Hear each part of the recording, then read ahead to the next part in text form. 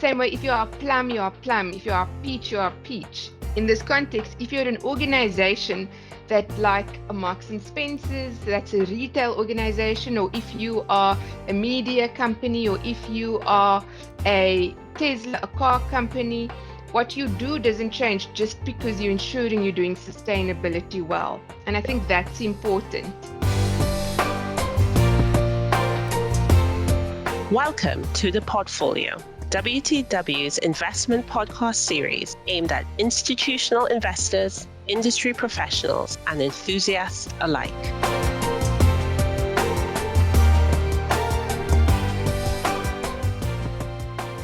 Hello and a warm welcome to the Portfolio Investment Podcast. I'm your host, Lockmar. Now, one of my favourite sayings is that a bad analogy is like a cucumber.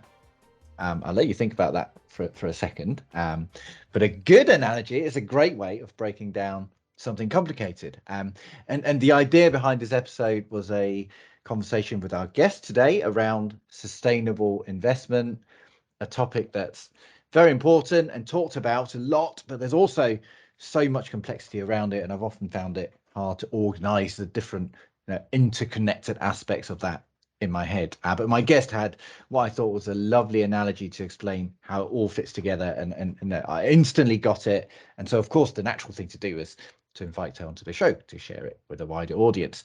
Monique Mathis-Graf, our head of sustainability solutions at WTW, thank you for coming to talk to us. Hi, Lark. Thank you so much. Looking forward to it.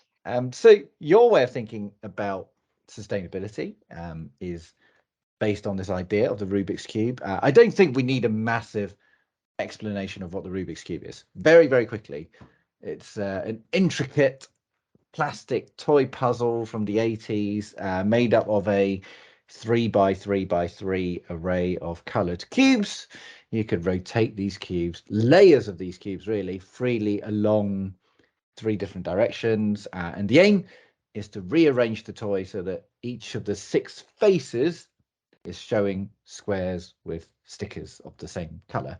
So, Monique, the first and most important question of all, can you actually solve a Rubik's Cube without cheating, without looking at instructions? What I would like to say is yes. But the truth is, I'm not quite there yet. I've done it once, very closely watching a YouTube video. Yeah. And that's the truth. So I've done it once, but couldn't do it again without very close guidance and about 2 hours to get it done. And for the avoidance of doubt, I am the same. I can't do it myself. My 10-year-old, he's absolutely obsessed with the Rubik's Cube, so he knows how to do it. So he can give me commands and I can follow them, but I can't do it myself. And similarly, in my household, my children can't do it, but they're very good at unraveling the little bits of success I do make on it. So what I have figured out without any help, and I suspect this is the case with many of our listeners, is how to solve just one side. So I can pick a side that's already got a good number of squares of the same color, and I can work out how to maneuver the other squares of that color onto the same side. And there's a nifty little move, as I'm sure you do for that, which is to move the squares that you want to keep out of the way, move the new ones that you want into place, and then bring the old ones back. So I can do that and get one complete face. But at that point, I'm stuck, because anything else I try to do from there will mess up the face that I just completed. And I think that to come now onto our actual topic, that's what reminded you so much of the collective efforts of our industry to invest in line with the principles of sustainability, right? Yes. And so what you've described there, Locke, in terms of solving for a Rubik's Cube one face at a time, is actually the wrong way of doing it. And the reason it resonated with me, because I've been there in the context of solving for sustainability matters for decades, is we try and solve for one topic at a time. One of the faces being a topic like climate or like inequality. But that's equally the wrong way, you solve for sustainability? So the first step to solving sustainability. Now, how would you do it if you're not doing it one face at a time? How do you go about it? So the reason I've been trying to use this Rubik's analogy to try and explain the right way to do it is because actually the Rubik's cube is divided into three sections, three independently moving sections. And rather than solving for each one of the six faces, it's actually much simpler when you approach it by solving for each of the three sections.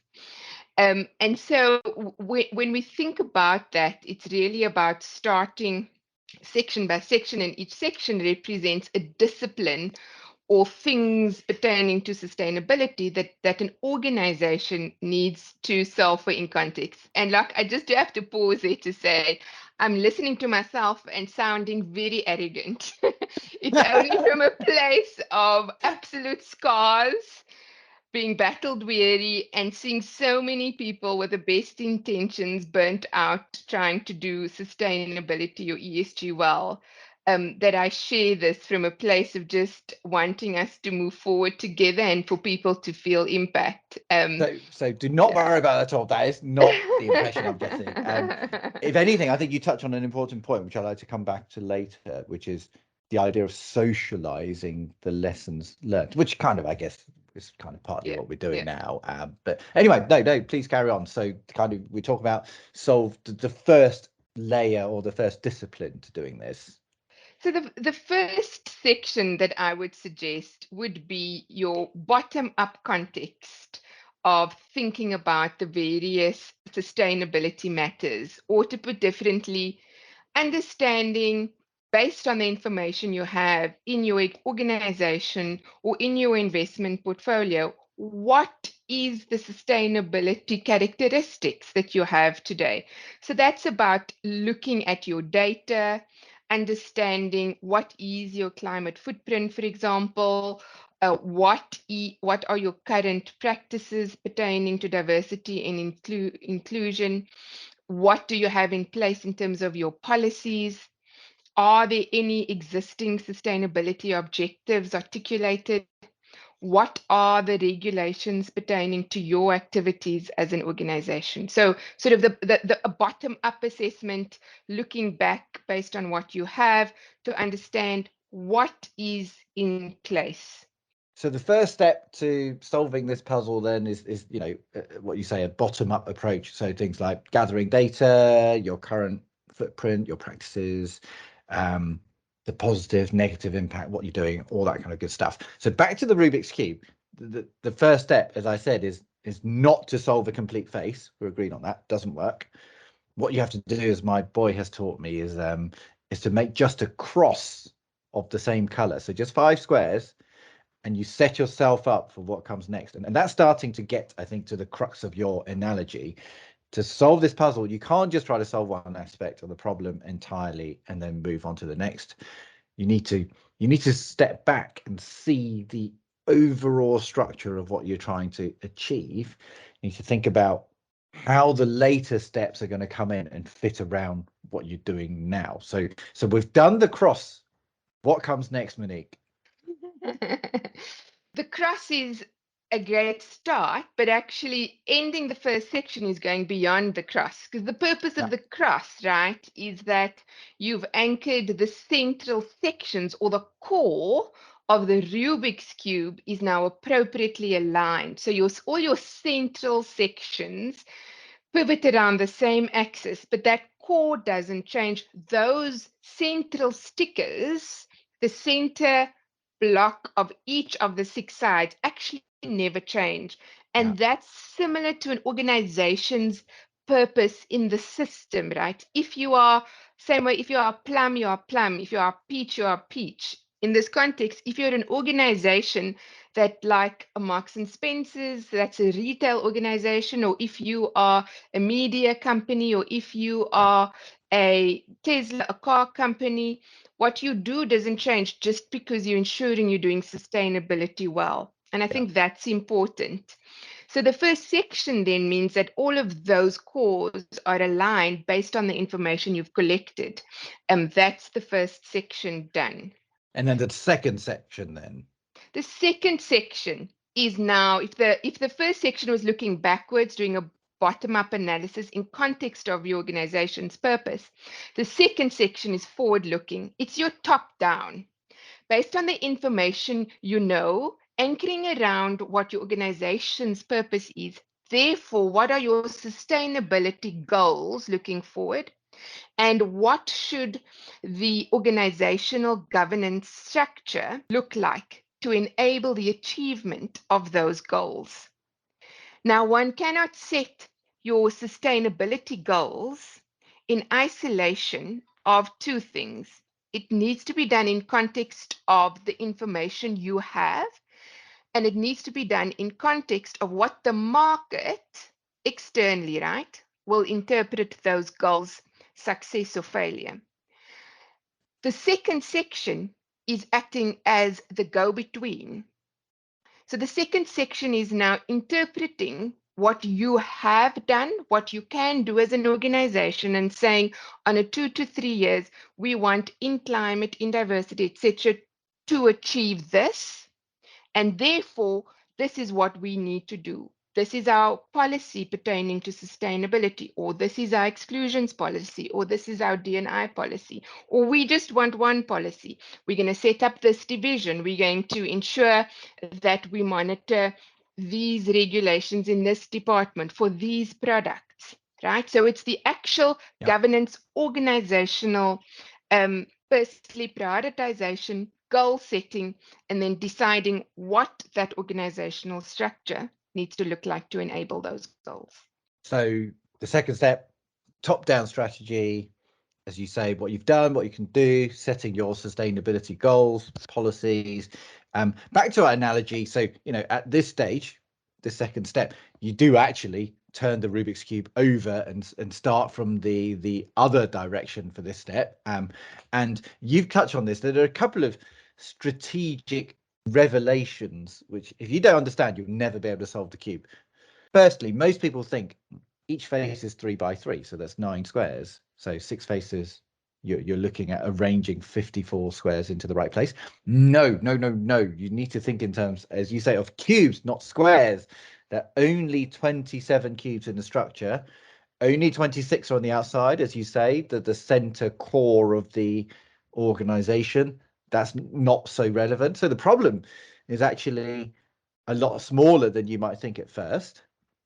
Second revelation, as you say again, the 6 cubes in the middle of each face are fixed relative to each other in their position. You might think you're turning them, but their positions relative to each other never changes, and you're only moving the cubes around them. Mind-blowing. With that in mind, so you could solve in the second step, I think, is the middle layer, so that all the cubes are in the right place, showing the right colors. So that's step 2. Take us through the final step, Monique, please. So now we've done the bottom section, the second section. And just to come back to that revelation, I love the way you put that.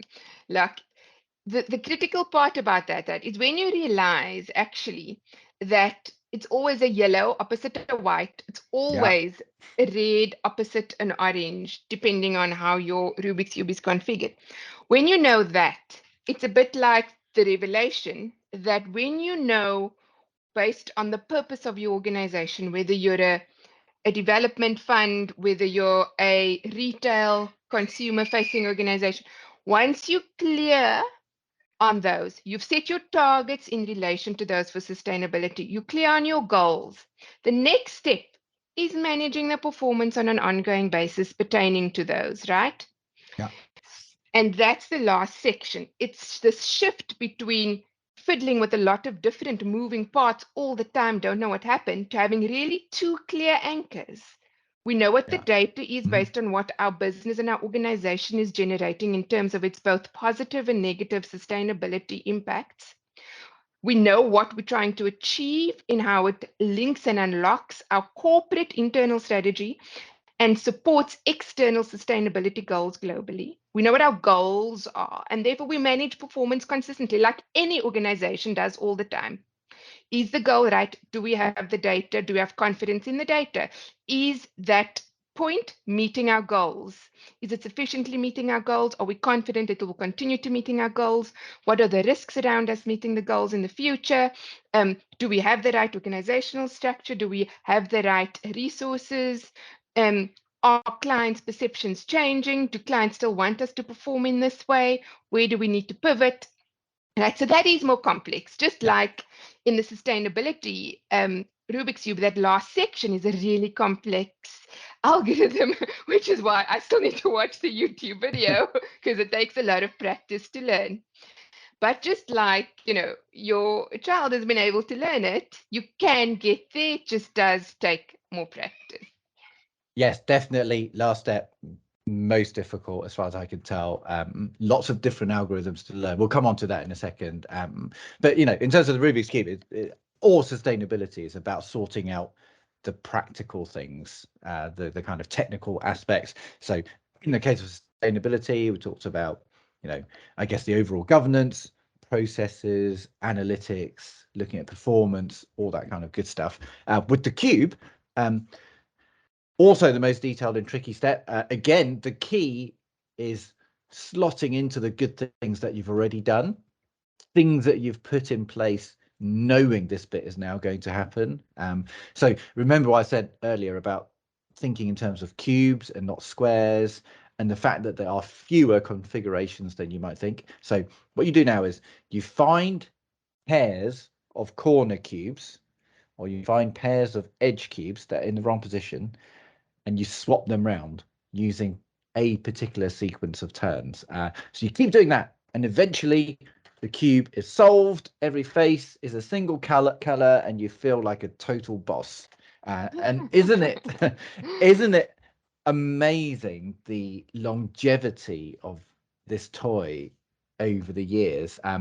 Even now at the school of my youngest, he's 10, so every class in his year, it's got a few kids that bring in the cube every day to play with, and that's in the year 2022. The difference is, back in the 80s, no kid I knew could actually solve it. In 2022, lots of kids can do it. The reason, of course, the internet and YouTube in particular. And I wanted now just kind of move on to talk about socializing the solution to this puzzle. How does this idea apply to the world of sustainable investment? That's such a great question, Lark. And it excites me tremendously, that question, because I think one of the things certainly that I fear sometimes as a sustainability stalwart is that we lose the momentum of what organizations can achieve, and we don't help the people, we don't help the planet, right? Because Yeah, it's become too complicated. yeah. And really, just like you've so well described, this toy, because that's really what it is, has been around for decades. Why? What has made it sustainable? And so, sorry to be corny, but how do we make sustainability sustainable? Indeed. And it is about making it applicable and available to as many people as possible. And so I believe that happens because we are able to share transparently around the simplicity of solving for sustainability in the right way.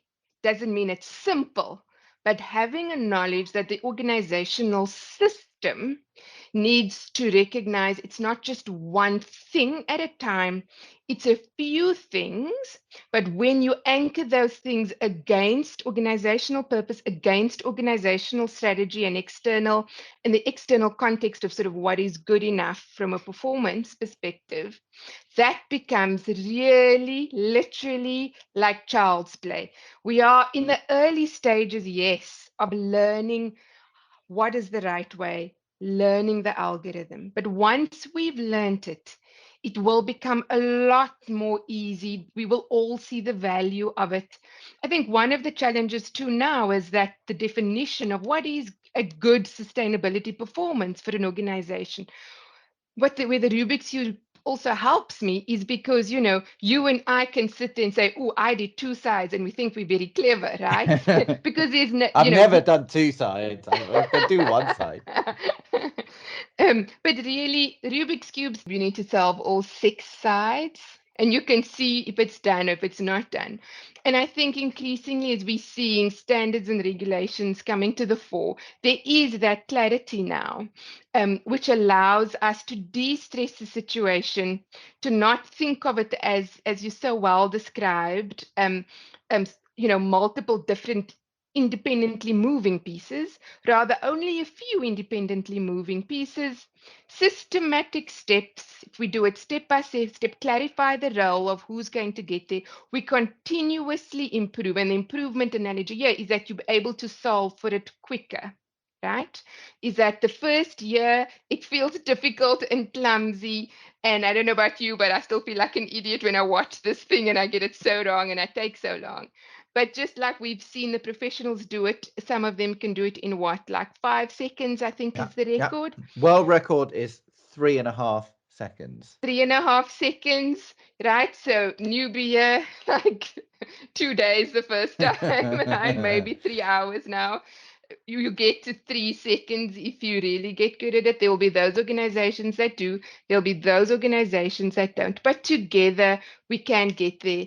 And the sustainability of organizations will continue to improve. We will be responsive because every day we will get new issues that we need to consider and digest in the context of the organization's purpose.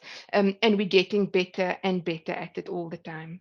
And I think it's just an analogy that works on so many levels. So kind of thank you for bringing it to my attention. So, I mean, you talked about learning and you talked about coordination, and both of those things very much apply with the Rubik's Cube. So when you start learning the cube, as you say, it's basically like 100% using brain power. It's like learning the algorithms and learning how to apply them to your situation.